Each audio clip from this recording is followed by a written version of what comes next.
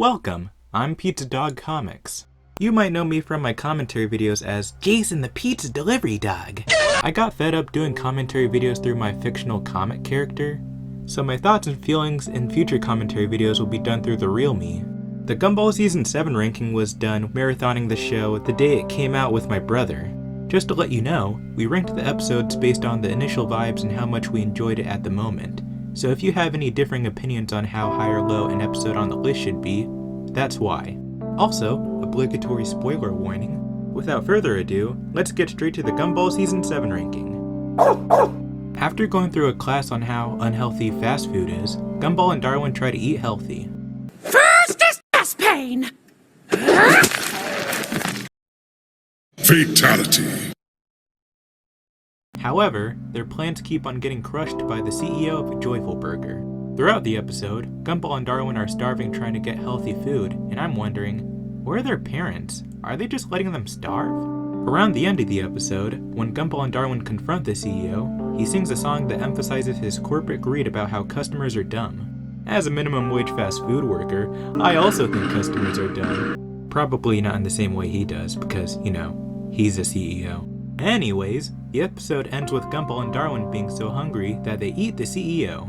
He is a burger, I probably should have specified that earlier. The burger isn't the best episode this season, in fact, it's going to be around the bottom of the list at the end. Nevertheless, the burger was a decent start to the season. I turned a flaw into a feature. When her family is in a lazy rut, Nicole gets an AI assistant named Ori that helps her out. Ori then makes a VR world for her and Nicole to hang out in. The 3D art style in the VR world was a highlight for the episode. Throughout the episode, Ori tries to separate Nicole from her family, but she refuses. Around the end of the episode, Ori tries to drive Nicole's family to the bottom of a lake in a hijacked self-driving car, but the family is able to outsmart the AI by hijacking the car's wiring. The family then learns to be less lazy and help Nicole around the house. The assistant was a way better episode than the burger, so it goes to the top of the list. It might be because of the art style and action scenes, but like I said earlier, these episodes are ranked by vibes and enjoyability. Happy feet, one more combo. That ain't Falco. That ain't Falco.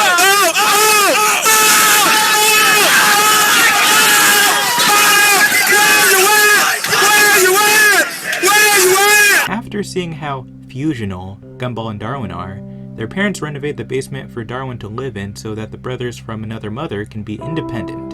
Throughout the episode, Gumball gets increasingly desperate to see Darwin again to the point where he ends up taking advice from a middle-aged light bulb guy on a Club Penguin knockoff game to destroy Darwin's new room so that they can be together again. Wait, did Gumball just get groomed? Around the end of the episode, Gumball goes crazy and destroys the basement, but he and Darwin reconcile anyways. The distance is kind of a mixed bag for me.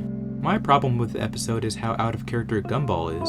From what I remember, in the previous seasons, Darwin was usually the clingy one. I get that the writers were probably trying to do a role reversal for fun, but the execution was done poorly, in my opinion. Instead of Gumball getting some sort of repercussion for destroying the basement, the situation is kind of swept under the rug.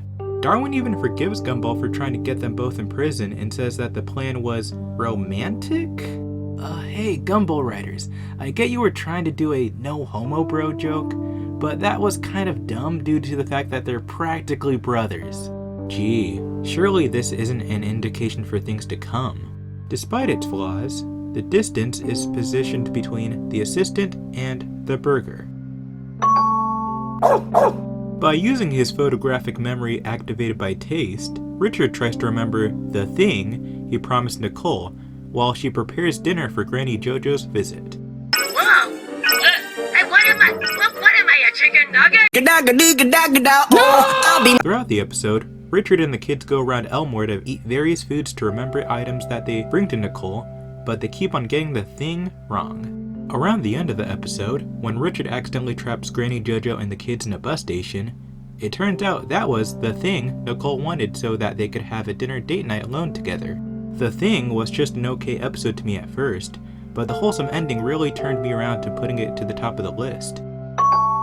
What can I say? I'm a sucker for romance. Gumball wants to read a poem about butts at an after-school assembly, but Principal Brown refuses to let him due to his insecurity about his weirdly shaped butt.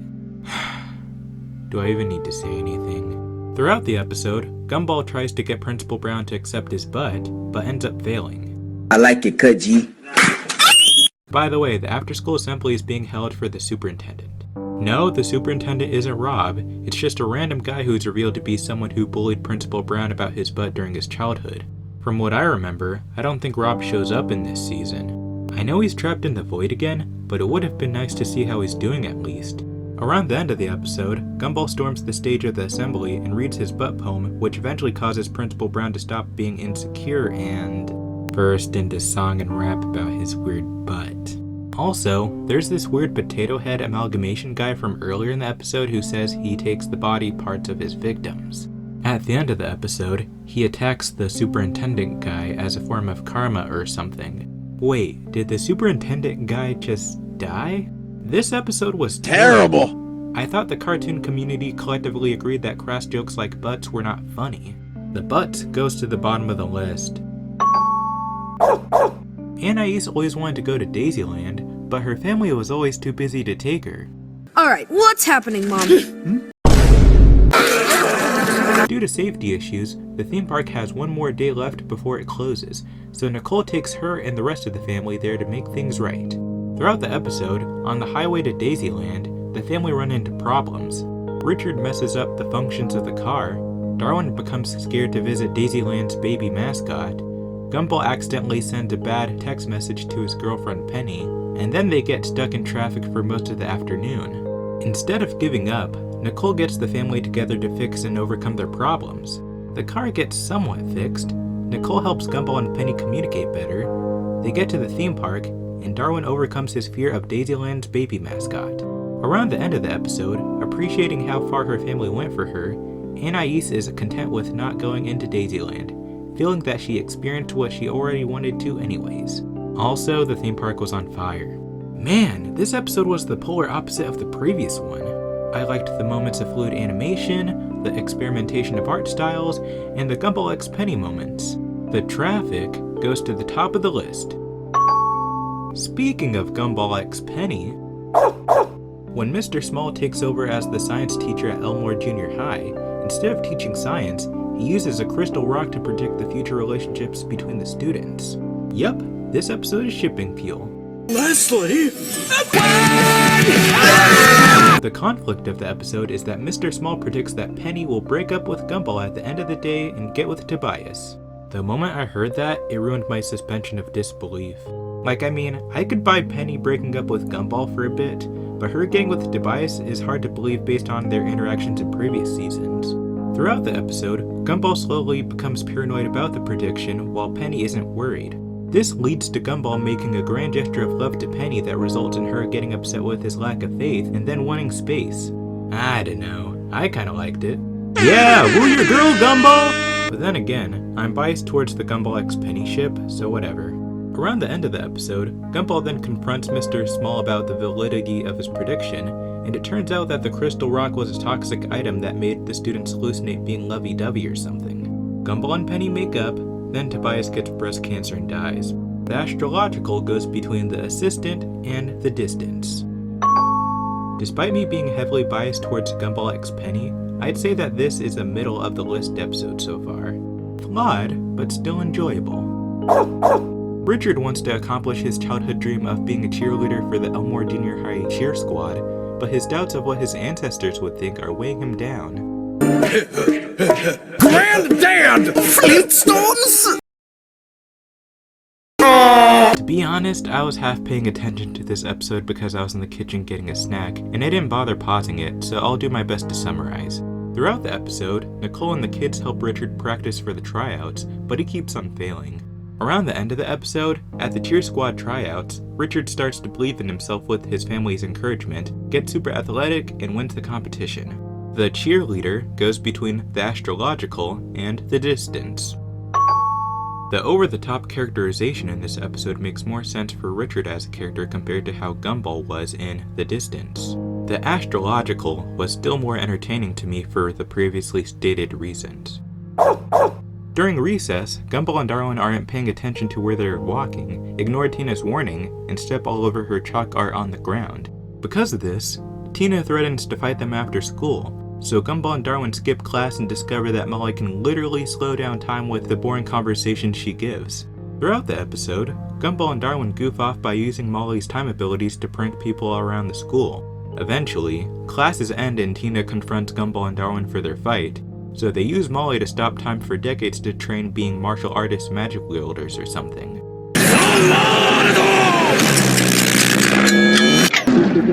However, it turns out that it wasn't enough to beat Tina in a fight. The plan backfires, and Molly realizes that Gumball and Darwin weren't listening to what she was saying, causing her to refuse to let them use her time abilities against Tina. Around the end of the episode, Gumball and Darwin realize that the reason Tina is mad at them was because the chalk art that they walked over was a tribute to her extinct dinosaur ancestors. Wait, how are Tina and Molly alive then? Also, I'm pretty sure this episode is the first time they both interact and have a conversation. Better late than never, I guess. Anyways, the episode ends with Gumball and Darwin apologizing to Tina and learning to listen to what others have to say. This episode was anything but boring. The time jokes with Molly were very amusing, the time paused training moment around the end was cool, and the ending was pretty wholesome. The boring goes to the top of the list. When Gumball gets his phone confiscated by his teacher Miss Simeon and forgets to give it back to him, he tries to get it back, but ends up accidentally going on what looks like a crime spree. Wait, a teacher going on a crime spree with a snarky yet likable student sidekick. Is this a Breaking Bad reference? Gumball, we need to cook. I got like a 1048 or whatever. You've got worms? No! Surprise! Throughout the episode, after Gumball contacts the police, he tries his best to go along with the situation while fearing what Miss Simeon is going to do with him with the spiky trophy that she has. Around the end of the episode, it turns out that Miss Simeon was getting back school supplies that the gym teacher stole and got laptops for her class due to school budget cuts. Also, the spiky trophy was basically just a red herring. Gumball then feels guilty that the cops tracking his phone are going to arrest Miss Simeon, but she was able to redirect them by planting his phone on the fingerprint robber guy from earlier in the episode. At the end of the episode, Gumball then learns to appreciate the efforts of his teacher. The teacher goes between the assistant and the astrological. The download's gonna be ready in 52 years, 8 seconds, 7, 6, 5...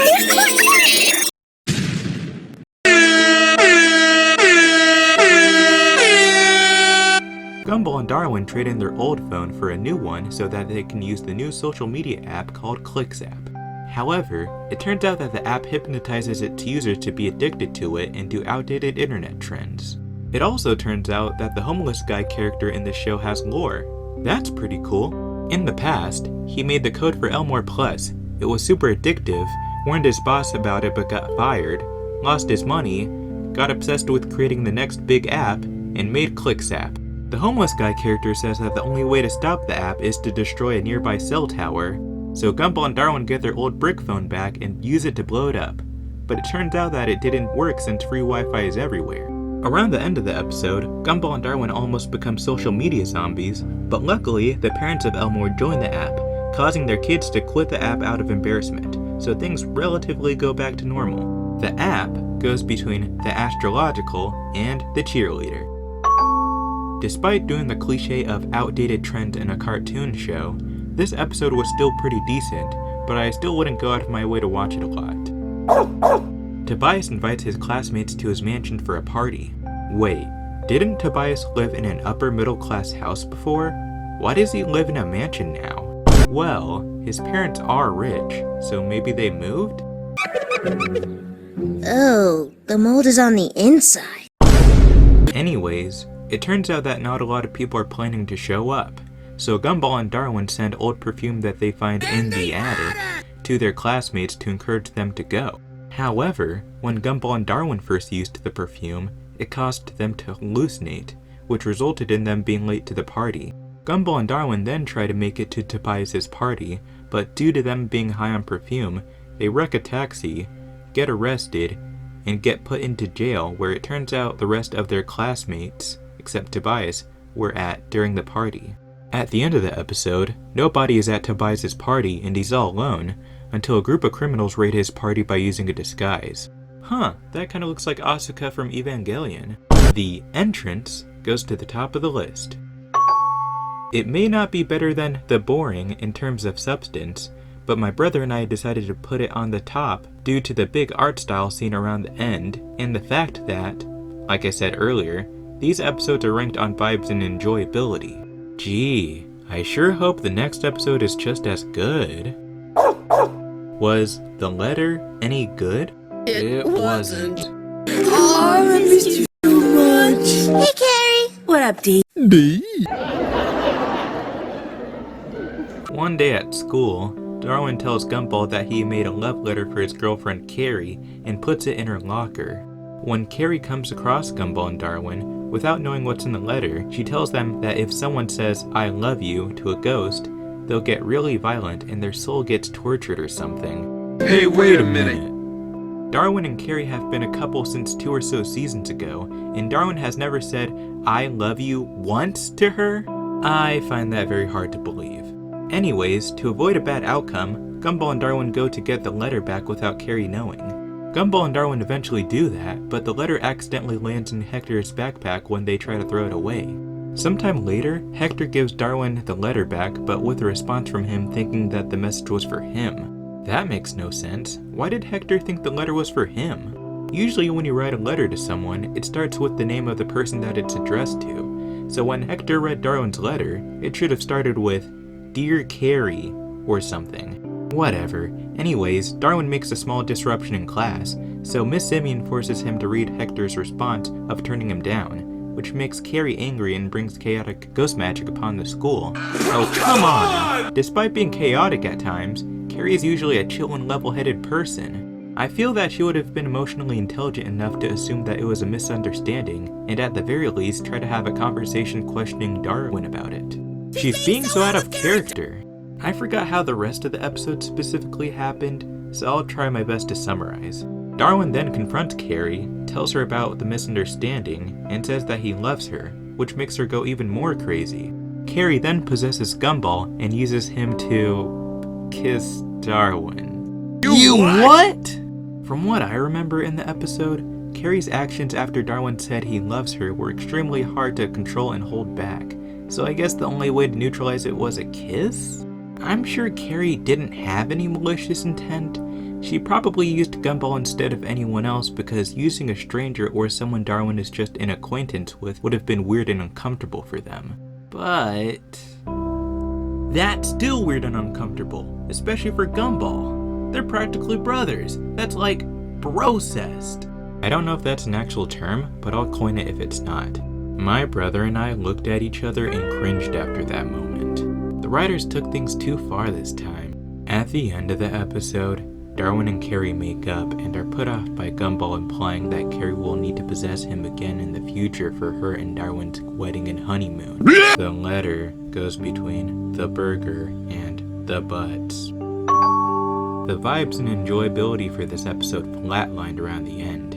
Not even the Gumball X Penny moment at the beginning could save this episode. The only reason it's not at the bottom is because the butts had that cringy song at the end. Well, things can only go up from here. Anais makes a device that translates the thoughts of food, but Richard accidentally eats it, which makes the food in his gut sentient. Anais, I'm sorry. Hello? Hello? I wanted to record a message for you to help you get settled in on your first night. Throughout the episode, Richard's gut and Anais seem to get along due to how much they have in common, but it turns out that Richard's gut is taking over his body. Around the end of the episode, Richard eats moldy yogurt from the fridge, which causes the gut creature to die or something. At the end of the episode, despite not having a lot in common, Anais has a newfound appreciation for her father. The gut goes between the assistant and the teacher. This episode was leagues better than The Letter, especially since it didn't have any brocest. Again, still don't know if that's an actual term or not. Anais starts to get wrinkles when she starts stressing about her family's future. Anyone at home? that's causing her undue stress. Hey dude, just wanted to let you know the pizza's ready. I just wanted to be your friend! She's worried that Darwin won't be able to defend himself, Gumball's criminal past will lead him to prison, and that Nicole will do some kind of lethal martial arts move on Richard due to marital issues. Anaise's family reassures her by following a detailed notebook of instructions she gave them. Throughout the episode, Darwin goes to a cool assassin training academy or something for self-defense, Gumball goes to a lawyer for legal counsel, and her parents are put in charge of farm animal care to simulate early retirement for their marriage issues. However, due to the wacky nature of the Wattersons, her plans backfire, causing her to become a pile of wrinkles. Around the end of the episode, there's a musical montage with the whole Watterson family in a charming color pencil drawn art style, where they cheer Anais up. At the end of the episode, Anais's wrinkles go away and she learns to be less worried about the future. The wrinkle goes between the traffic and the thing. I liked the scenes with the Wattersons being on their own separate journeys in the middle of the episode, and the song around the end with the unique art style. Chocolate cake! Oh, no, sorry, that's a dirty sponge. During school lunch, after getting tired of the repetitive food, Gumball notices that Carmen is having gourmet mac and cheese that she brought from home. Gumball's family tries to remake the food at home, but they're not able to. Determined to have some gourmet mac and cheese, Gumball goes to Carmen's house for it. However, Carmen's mother, Mrs. Yoshida, recognizes him as Nicole's son, and there's a reference from that one episode where she and Nicole had an epic anime fight. She eventually agrees to teach Gumball to be one of them. Throughout the episode, Gumball learns fancy rich people stuff. During dinner, Nicole comes to bring Gumball back home, but Mrs. Yoshida tells her that he is one of them now. Although, after seeing the gourmet mac and cheese from across the dining room table, Gumball then immediately makes a fool of himself and accidentally wrecks the table's decor trying to get to it. Seeing that Gumball is still the same, Mrs. Yoshida kicks him out, along with Nicole. Gumball then apologizes to his mother and wants to go home, but Nicole wants to get revenge on Mrs. Yoshida before they go. Luckily, the Yoshida's butler gives them a device that remotely controls the house. At the end, after causing havoc through an outside window, the Yoshida's butler and chef quit and leave with Gumball and Nicole home, where the chef makes the gourmet mac and cheese for them. The gourmet goes between the boring and the traffic. The episode teased a rematch between Nicole and Mrs. Yoshida with quick anime art style changes, but there never was one. My brother and I were a bit disappointed, but still found the episode enjoyable enough to be around the top. Gumball, Darwin, and Richard try to stay cool during an extremely hot day in Elmore. Their neighbors, the Robinsons, are revealed to have a pool, so Gumball, Darwin, and Richard ask to swim in it, but they don't allow them to. Your heart won't be able to watch us suffer, Mr. Robinson! 6.5 hours later. Throughout the episode, the Watterson men do many things to get in the pool, but they keep failing. After digging underground to get to the pool, Richard ends up accidentally draining it. Richard distracts Mr. Robinson while Gumball and Darwin try to fix the pool, but they fail yet again, so Mr. Robinson, along with his son, fall into the empty pool. At the end of the episode, Mr. Robinson then makes the Watterson men jump in there as well. The pool goes between the teacher and the Astrological. It was pretty nice having an episode about the Robinsons again. It reminded me of a season 1 episode. Dissatisfied with the family portrait in their living room, Nicole hires Larry to take the perfect family picture with Gumball, Darwin, Richard, and Anais. However, their photo shoot keeps on getting interrupted by others that heard about it through a newspaper ad that Richard made. These people include Nicole's parents, Richard's parents, Louie, some buff toucan guy, and Frankie's correctional officer. Dad, how did you get the newsletter? Son, for the right price, you can get anything in jail, including a head tattoo of my baby boy. Oh, it looks just like me, Dad. Around the end of the episode, when Frankie steals the camera and runs away from the photo shoot, his correctional officer falsely frames everyone else for the escape. Nicole, Gumball, Darwin, Richard, and Anais are then trapped in the house with the cops throwing tear gas inside it from the outside and trying to bust down the door. Luckily, Larry was inside with them and had an extra camera, so they were able to take the perfect family picture before they got arrested. After being arrested, the cops released the Wattersons and others from jail, once realizing their innocence. Well, that just happened. At the end of the episode, they end up keeping the original living room family portrait. I think it was because they learned a lesson in accepting their flaws or something? Meh, I can't be bothered to rewatch the episode. The portrait goes between the distance and the burger. The episode kinda got repetitive around the middle when more people were coming in for the photo shoot, and at that point, I was just waiting for it to end. During school gym class, Gumball's classmates are having fun climbing the rock wall. However, Gumball is too scared to climb because his pants fell off the last time.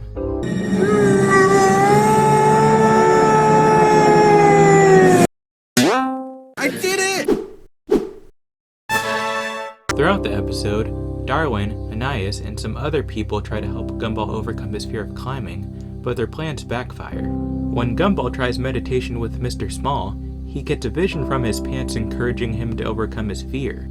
At the end of the episode, Gumball overcomes his fear of climbing by going up the rock wall with no pants and underwear. Still better than the ending to The Letter. The pixelated censor bars from earlier seasons are covering him, and the other characters react to it in a justifyingly disgusted way, which makes the situation loop around to being a bit funny. It's funny not because Gumball is naked, it's funny because you're laughing at Gumball's flawed thought process to his solution, and other people's reactions to it. In comparison, the kiss between Gumball and Darwin in The Letter seems to be played up as sorta romantic and something that the audience is supposed to woo over? Yeah, I'm still not over the brocest. The climb goes between the assistant and the gut. Just like the pool, it also reminds me of a season 1 episode. Anyways, will the final episode of this season end on a high note? Let's find out. Gumball is brought over to Penny's house for what seems like a fun karaoke night, but it turns out that Penny wanted him over to support her through her family reunion. Bowser's.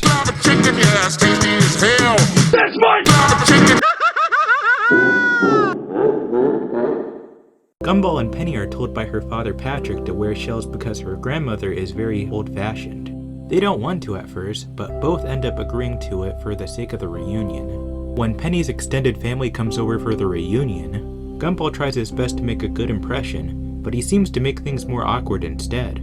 After a while, Gumball goes to the bathroom to temporarily remove his shell costume and take a breather, but it turns out that Penny's grandmother was in there as well. After the grandmother recovers from a heart attack when seeing Gumball without a shell on, he boldly tells her that Penny and him were wearing fake shells the whole time, and if she doesn't like that, then she would have to deal with it. Penny's grandmother then gets the other family members to bring him to the backyard to reveal their nature. Gumball thinks something bad will happen to him, but it turns out that Penny's family was tricking him the whole time to build up to them showing their true forms under their shells as a way to welcome him to the family. At the end of the episode, despite feeling betrayed by the trick, Penny's family reconciles with Gumball by doing the karaoke night he originally wanted. The Amadain goes to the top of the list. Looking back, it probably isn't the best episode, but my brother and I enjoyed it at the moment, so that's what matters, I guess. So that was my ranking of Gumball Season 7. Like I said at the beginning of the video, these episodes were ranked in real time based on the enjoyment and vibes from marathoning them for the first time. Looking back, the top 5 episodes are pretty interchangeable to me, in terms of rank. Gumball Season 7 as a whole is a very fun season, but I hesitate to say that it's the best season, if that makes sense. I'd consider the bottom 2 episodes to be the only bad ones, and the top 5 episodes to be the greatest. The rest of the episodes from bottom to top range from being meh to good. What will Season 8 have in store for us? Will Rob and the Void storyline make a return? I can't wait to find out. Anyways, that's it. Do you agree or disagree with my takes? Comment down below your thoughts. Slice you later. Get it? Because, you know, it's a pizza pun. Thanks for watching. If you liked this video, make sure to like, share, comment, and subscribe to the Pizza Dog Comics YouTube channel. Make sure to also click the notification bell to get notified whenever a new video comes out.